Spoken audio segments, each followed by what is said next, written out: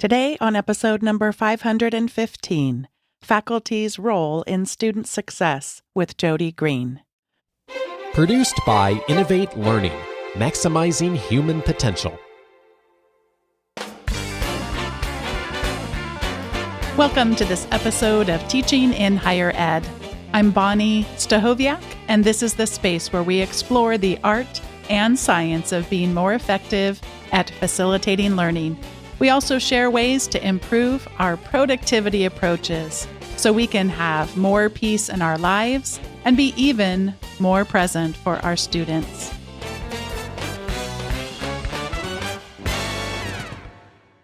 Jody Greene serves as the University of California, Santa Cruz's first Associate Campus Provost for Academic Success. Their background is so fascinating to me that today we start the interview learning more about them right away. Jody Greene, welcome to Teaching in Higher Ed. Thanks so much, Bonnie. It's delightful to be here.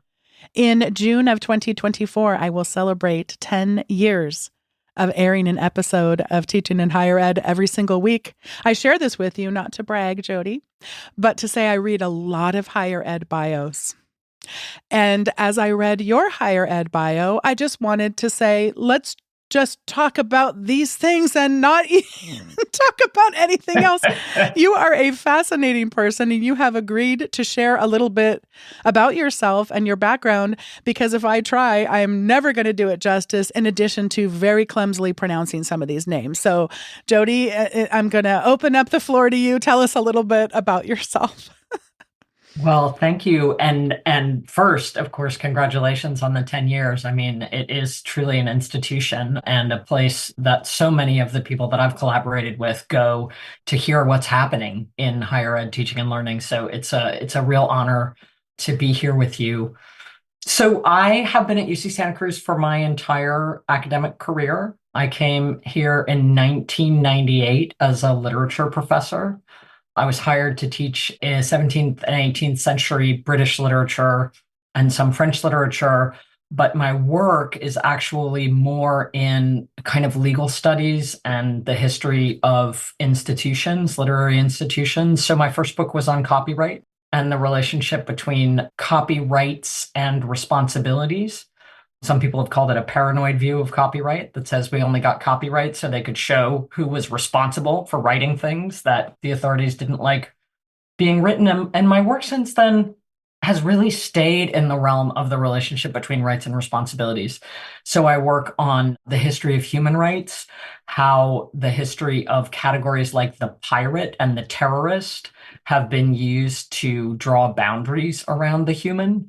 I've worked on non-human rights, so what are called rights of nature or more than human rights. I've written about animals, I've written about war, I've written about lots of places where the question of our rights to each other come into play. And, I've been very influenced by the work of Jacques Derrida, Gayatri Spivak, and other thinkers who have asked us to think about these categories like the human and the rights. Most recently, I actually worked on a book on teaching environmental justice, which brought still some of these questions around ethics and rights and interdependence into play. But in 2016, I made a little bit of a swerve and founded the Campus Teaching Center at UC Santa Cruz, originally working by myself and over the years accumulating wonderful colleagues who built the center, not so much with me as around me, I think sometimes. And I became a full-time administrator in 2018, working on how we balance faculty success and student success. So we have this huge movement nationally for student success, research universities, trying to figure out how to keep the undergraduate experience at the center of their mission while also being research institutions. My own institution is a double minority serving research university. So trying to think really structurally about how the faculty role might need to change so as to make all of these institutional priorities possible for the faculty, meeting those priorities possible for the faculty.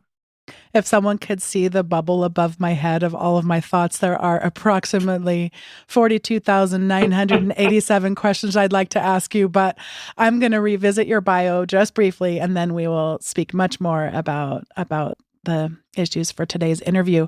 I'm curious about how you become curious about things. What do you remember about some of your early origins, about the things that you've researched and written about just what made you curious, what sort of ignited that kind of curiosity in your mind, both as an individual, although I'm going to potentially guess that your curiosity did not originate as an individual and probably in community based on your sense of that common good and collective work. Yeah, I mean, I'm in the second half of my 50s now, and I think I'm only just beginning to be able to understand why or how I'm interested in the things that I'm interested in. But I am very interested in things that don't conform to rules that are supposed to be universal rules. So one way of understanding a kind of through line of my work, but also my life is tarrying with the non-dual or the non-binary. So when we set up a situation in which some things are deemed human and worthy of rights and other things are deemed not human and not worthy of rights, we immediately start to see those kinds of binaries troubled. And of course, the institution of literature is the place where the supposedly hard line between fact and fiction is muddled and worried. And the special power of literature comes from that capacity to have one foot in the factual or the real and one foot in the imagination or the fictional. International law, which is the kind of law that I have mostly worked on, some people would say is a fictional kind of law, right? There is no such thing as international law. It's not binding. So we agree to conform to these rules that are not actually binding rules. So I also have, another life in Zen Buddhism that runs alongside my scholarly and professional life. And that is a philosophy that is also deeply rooted in the non-dual. So I would say the two things that really draw me to a problem are the fact that someone's trying to solve it in a binary way and it's not working and they're not seeming to be able to drop the binary. And then this matter of the relationship between rights and responsibilities, which is very central to the work that I do for the university. I only know a very, very tiny amount about non-dualistic thinking. One thinker who I've read a decent amount and heard him on a number of podcasts is Richard Rohr. And he is a Franciscan friar and is known for really asking us as we think about our beliefs to the dangers of really thinking in dualistic ways. And I'm curious, as you consider, you were talking about faculty success. I think even just that word success being used in conjunction with faculty, I see a lot of dualistic thinking around what does it mean to be successful as a faculty member, and would love to have you share a bit about where you see dualistic thinking with regard to faculty success and how we might nuance that a bit. Yeah, I mean, I now have a title that is the Associate Campus Provost for Academic Success, and that term, academic success, was coined by our provost to describe the place where faculty success and student success meet on our campus.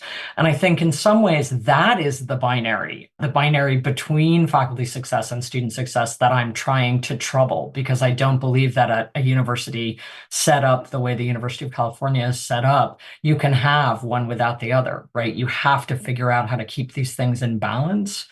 As far as the notion of success itself goes, certainly I can say on the student side, there are a set of standard metrics.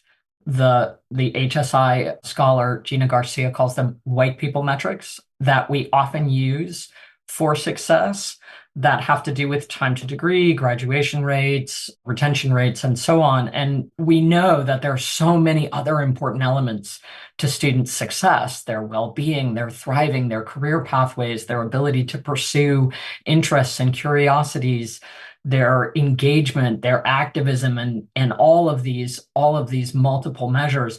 But as I often point out to my colleagues, if we don't retain the students, then that expanded or more holistic view of success isn't going to really have an opportunity to blossom or flourish. So I think of those more constrained notions of success as necessary but not sufficient to have this thing called student success. And on the faculty side, we need to be research productive, we need to teach well. But in the same way, people who are research productive and do well in their teaching are not necessarily successful in the sense of feeling that they're doing work that matters to them, that they're fulfilled, that they're able to have some measure of work-life balance, and that when their interests take them in a new direction, and this is one reason that I feel so fortunate to be at Santa Cruz, when their interests take them in a new direction, they're able to follow those interests and they're able to keep that kind of energy of new thinking and teaching new things that we have as faculty members when we're kind of on a new trail, You mentioned that you had been teaching for about 20 years before then taking on these different roles. And I have also been teaching for around 20 years. And I think about all the things that I have changed my mind about in that time. And I try to be more gentle with myself because I can be pretty hard on myself. And then also gentle with wanting to remember what it was like in some of those earlier years so that I might be more effective in my own role. I'm curious, as you think about those 2 decades of teaching, what's one thing that once you were in different types of roles that looking back on that time was maybe missing in your own flourishing or your own learning until you moved into that other role and had a slightly different perspective? That's such a great question. I had a lot of structure in my courses, especially compared to some folks at a place like Santa Cruz. I had attendance requirements and I had pretty strict deadlines, and I had a very considered reason for having those things. And I told the students, for instance, I have an attendance policy because I would like to try to correct for prior educational privilege. I don't want some of you to be able to phone this in while some of you have to, come to class. And I think two things. I was interested later in studying what works in for university students. I was interested to find that intuition, that structure was important and would ultimately be appreciated by my students, which it was, that was correct. But the thing that I would change is how I communicated about that structure and the way in which you kind of walked into my room and were met by a hailstorm of rules associated with the course. But I think I chose a very labor intensive way of dealing with those rules, which is that I only taught lecture courses for my whole teaching career. I liked to teach lecture courses, not seminars. And anyone who wanted an excused absence or not to turn something in on deadline had to speak with me directly about it. And I see how, even though it was incredibly labor intensive, I see why that was effective because it allowed the students to feel seen. So I think I did intuit that relationship between structure and responsiveness. I don't like the word flexibility at all, but I do like the word responsiveness. So I could respond to students' needs and I was teaching them about how to advocate for themselves. But I think the way I came out of the gate in the syllabus is a little cringy now. Mm. And since you do have this background in literature, I'm now curious tell me more about not liking the word flexibility and why responsiveness is more precise for you or closer to your values. I think we've had an outpouring since the pandemic of calls for faculty to be flexible with students in ways that are really important and come out of the recognition that so many of us received during the pandemic of, it's like our students became three-dimensional to us. We understood them in the contexts quite literally that they come to us from. And so we got that sense that we couldn't have a cookie cutter or one size fits all set of expectations of students that were not aware of all of the difficulties that students may be facing in their lives. But I feel like the pendulum went so far in the other direction, particularly from people who don't really understand how teaching works, especially at a university like mine, where there's lots of large lecture courses. You can't just give a test on a different day from the day that the test was scheduled without writing a new test. And so are you really supposed to do that for every student? Some people would say, well, why are you still having tests? Right. And so for me, the flexibility, it got caught up a little bit in a kind of a neoliberal or market-based, the customer is always right philosophy. And what I like about responsiveness is that it means I am in communication with students. I've set up communication as a two-way street so that they can tell me what they need and I can make accommodations for them within the capacity of the course as a whole, so that I'm not throwing these complex systems off. To give a really obvious example, I taught a course for many years that was a writing intensive course and had writing every week and a lot of revision and many TAs. So if students were handing in work whenever they felt like it, the teaching assistants would have their workload kind of all over the place, and we couldn't stay on track with the revisions. And so flexibility in that context, responsiveness in that context might sometimes mean actually just excusing somebody an assignment rather than saying, yes, you can hand it in 10 days later whenever you feel like it, which throws off both the labor conditions of the teaching assistants and the ability to keep the course moving forward in a way that is workable for the whole. Whenever I do speaking engagements with other universities, I'll ask them for a list of words that in their culture, in their organization would be considered curse words. And I love that. the best responses. But for, as you might imagine, will not surprise you at all, on the list often is high flex courses. And of course, Yeah. high flex is one of those words that means so many different things to so many different people. And I'm seeing from what you've said that oftentimes in my university, we will talk about designing a course for flexibility, but teaching the course for context.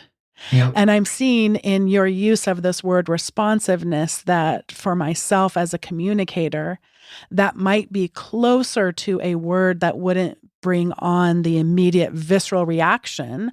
And part of this reaction gets to the next thing I'd like to talk to you about, where we just get to where we just feel like we're just piling more and more things on. And I know that's certainly a concern when we start saying I love that intersection that you talked about, that academic success being where student success and faculty success meets. So what's your response when we think about if we're going to try to shift a culture, shift systems and structures to better support students as faculty, to that feeling of just, oh, it's one more thing and it's being piled on, and do we not understand how much is already on our proverbial plates? Yeah, I mean, I have said many times that I think we have an additive model of student success in the research university context. So it can feel a lot of the time like research universities just woke up to their responsibilities to undergraduates in a very profound way. And in particular, ask the faculty to think very differently about our role in student success. You know, if you'd asked me 25 years ago, I mean, I love this phrase that the Scandinavian professional developer Torgny Raksha uses all the time about opening his shame briefcase. If you'd asked me 20 or 25 years ago whose responsibility student success was, I would have said the students, right? That they're responsible for their success. And obviously now we have this much more kind of shared notion of student success. But I think we have to realize that sometimes these are design problems, and we can put time into redesigning our courses and curricula, and those redesigned courses and curricula will not create infinitely more work. But our desire for much more responsiveness to students is going to take more time. Our desire for more detailed forms of mentoring are going to take more time and energy. And so I think a lot about the virtue of sustainability. So what if we were building our approach to student success with the notion of its sustainability, both in terms of institutional resources and in terms of faculty workload? And faculty members tend to think of their work as we don't think about our work as a limited quotient, right? We don't think in terms of how many hours a week we work. we kind of have an expand to fit notion of our workload. And I think that's been really damaging because it's allowed people to get into this state where we're talking now so much about faculty burnout. The one other thing that I would say about this additive model of student success is that when we talk about student success in the university, we have a tendency, the national conversation and even the institutional conversation tends to be very much a moral conversation. Why don't the faculty care more about teaching, right? That's the question that gets asked over and over and over again. Why don't they value teaching? Why don't they care about teaching? And I try to really remove that language as much as I can from the way I try to frame what's happening in research universities right now, because I think these are structural and systemic challenges, not primarily moral and ethical ones. I think people care about what the institution has told them that they need to care about, and that is winning grants, producing research, and doing well with your teaching, but that's not the thing that we are primarily hired for, retained for, tenured for those of us who are fortunate enough to be in a tenure situation. So we can't be surprised when people are not caring more about something that, in fact, the institution has not made a priority for them and hasn't allowed them to make a priority in many cases. The other day, people were making jokes on social media, which I definitely participated in, about the chili peppers that show up on the Rate My Professor. Yeah. Jody, I used to have, I think I may have even had more than one chili pepper at some point in my life, but I am in my early 50s. And at some point, I don't know when it happened. I can't tell you the decade, but it definitely went away. When you talk about the idea of caring, it is something, by the way, that I do ask students for feedback on. Did they feel like I cared about them during the class? And if so, how? What was it that I did? And if not, what was missing? As of today, 100% have felt like I cared. And I've received some very edifying comments about what specifically it was I did to convey that care. I will say that as you were sharing those words, I'm thinking about how gendered that is. That's right. And I'm thinking about all the books that I've read and my own personal experience from starting at a relatively young age, where I would get into not understanding the dynamic, where I was seen as sort of whatever it is that you're having someone told me once that I reminded them of their mother, and that's why they felt so angry with me. And I'm like, well, this is an interesting thing that probably is best, with a therapist or that kind of thing. But thinking about the way that women of color are often subjugated to needing to demonstrate that care in a very gendered and a very cultured way. And we don't always do that for all members.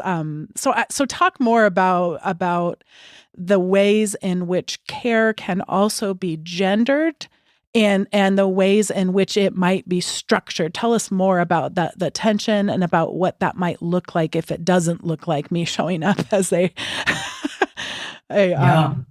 Yeah, that's another word that is on my list. If you said to me, what are words that set your teeth on edge? the Care care or is the one. gender. Care. Yeah. Gender's complicated for me. I identify as a non-binary person, Yeah. and I know that some of the responses that I got from students over the years had to do with their confusions about my presentation.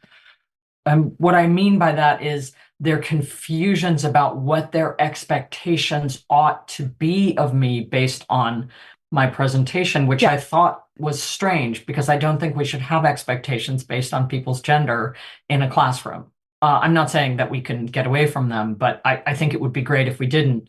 So one way I'm going to answer your question is to say, I had the opportunity a few years ago to be part of a small team that rewrote our student experience of teaching surveys, or evals, at UC Santa Cruz.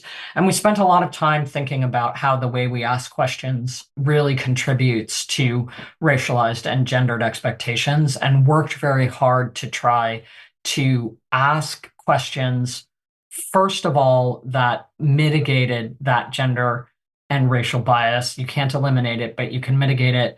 And second of all, that really asked students to think about what they could speak to, right? So I don't know how helpful it is for me, and how it would change my practice to ask students, did it seem like I cared? Mm-hmm. What I do ask them, for instance, on a mid-quarter survey is always, is there anything I could do to better support your learning?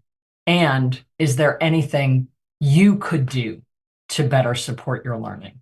Right? Because I think what we're really saying about care is, have I created a context in which you feel supported to learn? Both in the kind of specifics of the course and in the environment in which that learning's taken place. Do you feel like you can show up with as much of your personhood as is necessary? Do you feel that this is an environment where it's safe to not know, those kinds of pieces, right? And those are all things that might be part of what they're thinking of when they think about whether you care. But I think also, do I care about your learning is a better, if you're going to talk about care, let's talk about, did I seem to care about your learning, and not did I seem to care about you?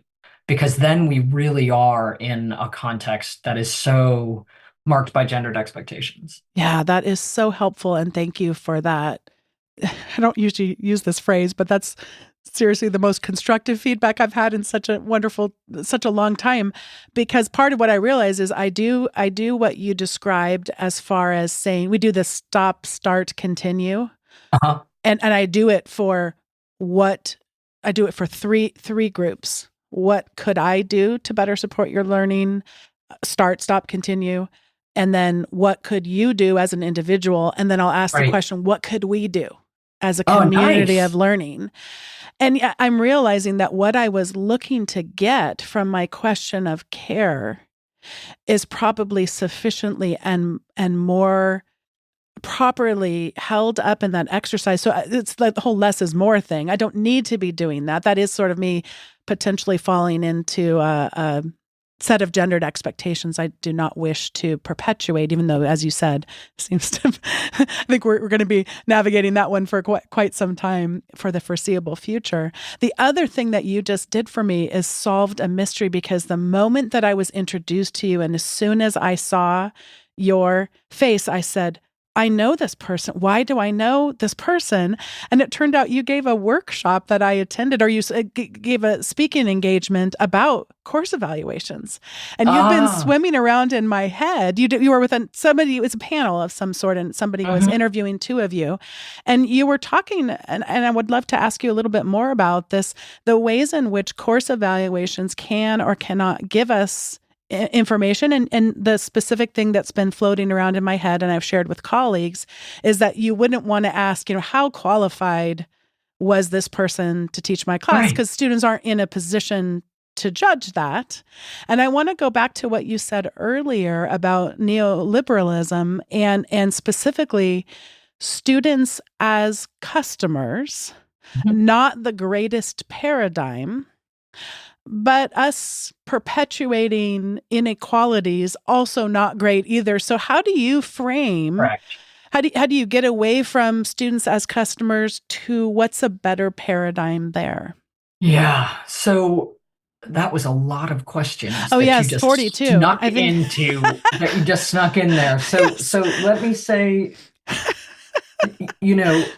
the thing that you said about what students are and are not qualified to comment on, that's really important. Yeah. I mean, if you ask knowledge of the subject matter, how does a student know what your knowledge of the subject matter is? I mean, unless you really don't have any knowledge of the subject matter such that it was obvious, that the vast majority of people that they're taught by have knowledge of the subject matter, but I don't really know what that question is supposed to elicit. And so we really think about SETs as developmental.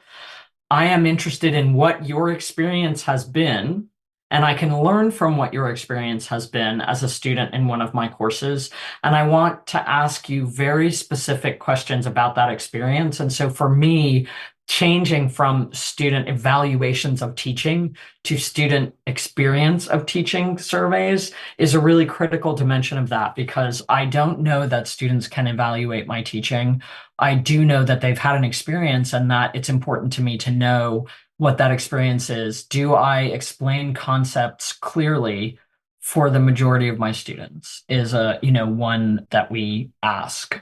Did my feedback help you improve? Right? We don't use numbers at Santa Cruz either, we use frequency scales. So explained concepts clearly, frequently, right? And that in and Mm. of itself, and we learned that trick from our survey specialists, that in and of itself takes the students a little bit out of the Yelpification of teaching and really asks them to think about what they observed. So it puts you in a slightly different, it takes you out of the position of judge and puts you in the position of witness. And I think that's elicited much more helpful feedback. Do we still get really mean feedback? Absolutely, right? From time to time we do, but for the most part, it's been really helpful that way. The best I think I can do with the question of the customer is that students are, among other things, customers of these educational institutions, but the classroom relationship is distinct from that. Okay, so it of course has a role to play in the overall experience, but I think you really have to talk to students about what a learning environment is and what learning is and what we do in college classrooms, right? And I think that is something that I was always doing even before I started thinking about this stuff for a living. I spent a lot of time talking with students about what I think a classroom is for, what kinds of questions I think we should ask in classrooms, how much we have to, have structure, but also allow for unanticipated forays into things that we didn't plan to talk about today, which is also a kind of responsiveness. So keeping that aliveness in the classroom, I think the more you can do that, the more the students feel like co-creators of a learning experience. And when you're co-creating something, you're not a customer. Mm.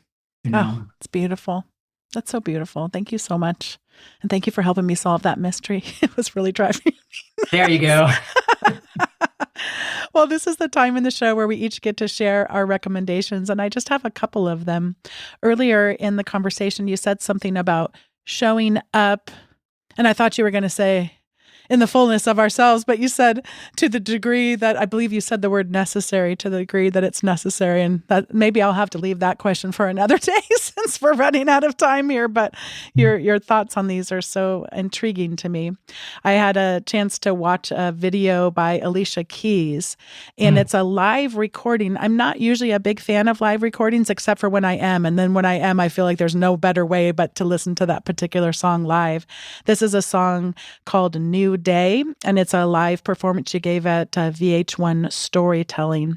And she introduces the song, which is generally one of the reasons I enjoy the live performances that I do, because you get a little bit of the background. And she talked about how the song helped her find her center. And she used the phrase, being the whole me. And I love the idea whenever we can be some part of helping other people be the whole them in conversations and in communities and in classrooms. And it's a beautiful song, and it gets stuck in my head. And of course, it repeats itself. It's a new day. It's a new day. And I think sometimes when I recently had a chance to interview Laura and Catherine about their co-edited Higher Education for Good, one of the comments was how mean higher education can be. And that keeps floating around because it's so much can be. And so sometimes when higher education can be mean, it's just fun to just be reminded it's a new day. It's a new day. And that song of hers just keeps floating around. And since I guess YouTube is going to serve me up more of its algorithm, then I got recommended the NPR Music Tiny Desk Conference of Alicia Keys. And the song at the end that she does is her song Falling. And I have in my notes here, let me check my notes. It was Chef's Kiss. I would sing a bar if I weren't suffering a bit from a cold, but I keep falling in and out of love with you. And all of the musicians that are there just have so much fun with that. I keep falling in and out of with you, and they're just so fun to watch them. And then I don't see this in very many Tiny Desk concerts, but at some point she interacts with the audience, and then they pan out to the audience and you see them collectively, because she's invited them to sing along with her. And you see them just having so much fun with those lyrics. So those are my two recommendations for today. And Jody, I'm going to pass it over to you for whatever you'd like to share. I mean, I'm still stuck on the meanness of higher ed, Oh, yes. and it's a topic that I think about a lot and experience an enormous amount of pain from because Mm, I don't really understand why we're so mean. The yes. longer I'm in practice, the more mystified I am by this feature. So I guess one of my recommendations is try a little kindness, Mm-hmm. and see what happens. Just imagine in a moment, particularly if it's with someone or a group of people that you almost reflexively feel antagonistic towards, just ask yourself if maybe even as an experiment, you could imagine dropping that antagonism for one interaction and see what the result is, because I just feel it's unnecessary much of the time, not all of it, but much of the time. And I think my other recommendation is I'm a walker. I walk a lot. I sometimes go on pilgrimages of many months where I walk, and that's not available to everyone. But what I love about walking is the relationship between time and noticing. And so it's an opportunity to notice. And even if you're unable to walk, even if you have a physical limitation, just stepping outside and seeing all the things that you can notice with your, however many senses you have, that I think is something that can change your view really quickly.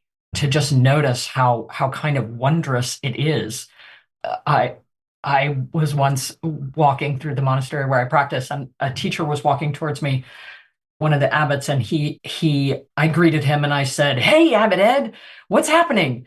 And he looked at me with these huge eyes and he said, "So many things."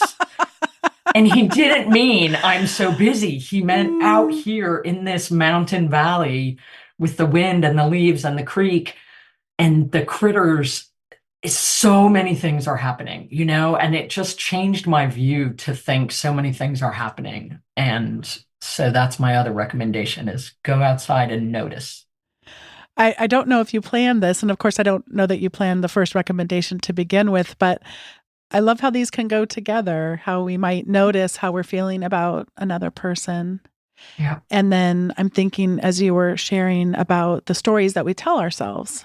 And yeah, then could we try on a different story?